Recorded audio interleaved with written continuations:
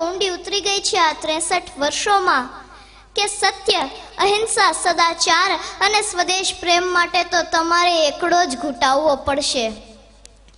માં ભારતની અદ્વિતીય સંસ્કૃતિ અને અનુપમ પ્રકૃતિની લહેરાતી કસુંબલ ચૂંદડીને તમારા જ કેટલાક બાળકોએ સ્વાર્થની કાંટાળી જાળીમાં ભેરવીને ચીથરે હાલ કરી નાખી છે.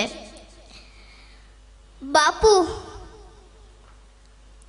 તમારી માં ભારતની આ અવદશા થઈ છે તમારા ગયા પછી. મારા પ્રિય રમકડા અને બાપુ વચ્ચેના આ સંવાદથી મને કદાચ મેઘાણીજી સમજાય અને બાપુ વતી કહેવાની ઈચ્છા થાય કે સત્તા નિયમોની જાલ ધારા કેરી ચુંગાલ, ભોળા કંગાલ કાજ ફાંસલા પસારે, ધનિકો માલંત મુક્તિ ગરીબોના લાલ રક્ત સત્તાના ભક્ત આજ શોષે કર ભારે. બહુદિન સત્વ સયા જીવન નિર્વીર્ય થયા, બંધુત્વે સયા પ્રાણ નવરચના માગે. જાગો જાગો ગુલામ આવી પહોંચ્યા મુકામ, ઇન્સાફી તખ્ત પર કરાલ કાલ જાગે. દેવા ઘાતી ને દંડ ઘોર કાલ જાગે. પણ પછી કહું એમ કે બાપુ આપની શક્તિ તો છે, જૂનું છે તેને જમીન દોસ્ત કરી નાખો, નવું જમીન પરથી ઊભું કરો. વર્તમાન પરિસ્થિતિમાં પણ આપની વિચારધારા અને કાર્યશૈલી યથાર્થ છે. ફર્ક થોડાક લોકોનો છે. પહેલા એ પારકા હતા, આજે તમારા પોતાના છે.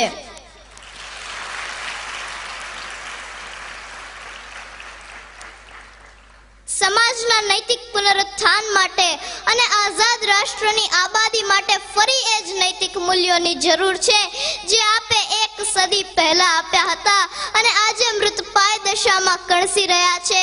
અને બાપુ 63 વર્ષની આ આખી યાત્રાનું એકમાત્ર સાક્ષી મારું આ પ્રિય રમકડું છે.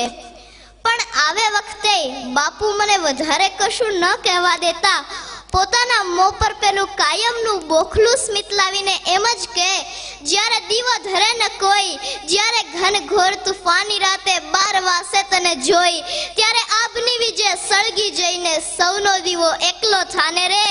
તારી જો હક સુણી કોઈ ના આવે તો તું એકલો જાને રે, એકલો જાને, એકલો જાને, એકલો જાને રે.